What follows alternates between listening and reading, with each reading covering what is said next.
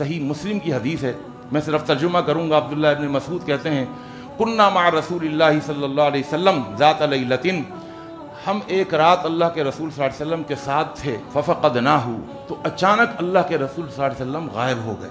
ہم اللہ کے رسول کو تلاش کرتے رہے، فالتمسناہ فی الاودیۃ والشعاب، ہم آپ کی تلاش میں نکل گئے، وادیوں میں، صحراؤں میں، پہاڑوں میں اللہ کے نبی کو تلاش کر رہے ہیں، لیکن اللہ کے نبی صلی اللہ علیہ وسلم غائب ہو گئے۔ فقلنا، تو ہم نے کہا استطیرا، ایسا لگتا ہے کہ جنات اللہ کے نبی کو اڑا کے لے گئے کہیں پر، استطیرا او اغتیلا، یا ہمارے دشمنوں نے کوئی سازش کی ہے کہ اللہ کے نبی کو اڑا کر یہاں سے نکال کر لے گئے۔ کہتے ہیں فبتنا بشر لیلۃ، پوری رات صحابہ اللہ کے نبی کو تلاش کرتے رہے اور پوری رات اللہ کے نبی نہیں ملے۔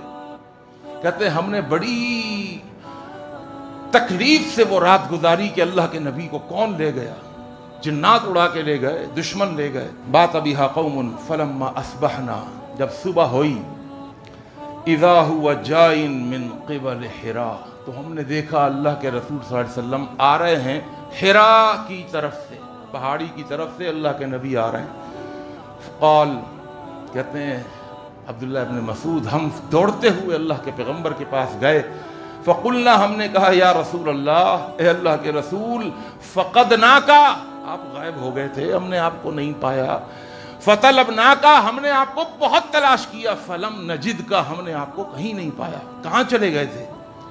قال، آپ نے فرمایا اتانی داعی الجن، مجھے ایک جن بلانے والا مجھے بلا کر اپنے ساتھ لے گیا۔ ابھی سب باتیں پتہ چل رہی ہیں کہ بندہ غائب بھی ہو سکتا ہے، صحیح ہے جی، کوئی بندہ، جنات کی پاور آپ کو بتا رہا ہوں، غائب بھی ہو سکتا ہے۔ داعی الجن، اللہ کے نبی کو بلانے والا ایک جن آیا اور لے گیا اللہ کے نبی کو۔ فذهبت معه، میں اس کے ساتھ چلا گیا، وہاں جنات کا مجمع لگا ہوا تھا، بڑے بڑے جنات بیٹھے ہوئے تھے، میں نے جا کر فقرأت علیہم القرآن، میں نے ان کو اللہ کا قرآن سنایا، اور اللہ کا قرآن سناتے سناتے وہ سارے کے سارے جن جو ہیں وہ مسلمان ہو گئے۔ قل اوحی الی انہ استمع نفر من الجن فقالوا انا سمعنا قرآنا عجبا یہدی الی الرشد فآمنا بہ۔ اور یاد رکھیں، جن جب بھی آ جائے آپ قرآن پڑھیں، بس قرآن کی برکتیں دیکھیں اور زیادہ سے زیادہ پڑھیں۔ عبداللہ ابن مسعود کہتے ہیں ہم نے کہا اللہ کے نبی ذرا ہم کو بھی تو بتائیے نا، کہاں چلے گئے تھے جنات کے ساتھ؟ میں آ جاؤ۔ فانطلق بنا، اللہ کے رسول ہمیں اپنے ساتھ لے گئے، فارانا آثارہم و آثار نیرانہم، اللہ کے نبی نے کہا دیکھو یہ نشان ہیں، یہ سب یہ چیزیں جلی ہوئی ہیں، یہ آگ کے نشان ہیں، کیونکہ وہ آگ سے بنے ہوئے ہیں۔ یہاں پر سارے جنات بیٹھے ہوئے تھے اور پوری رات وہ میرے ساتھ رہے۔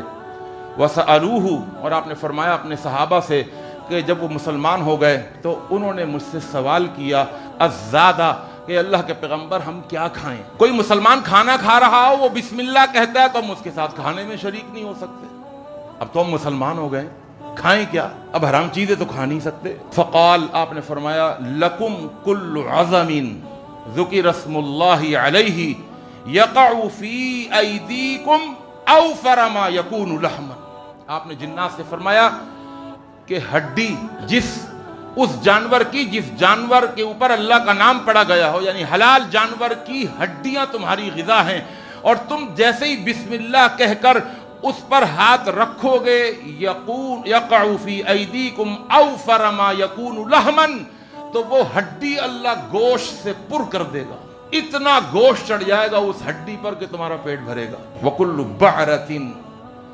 عِلَفٌ لِدَوَابِّكُمْ۔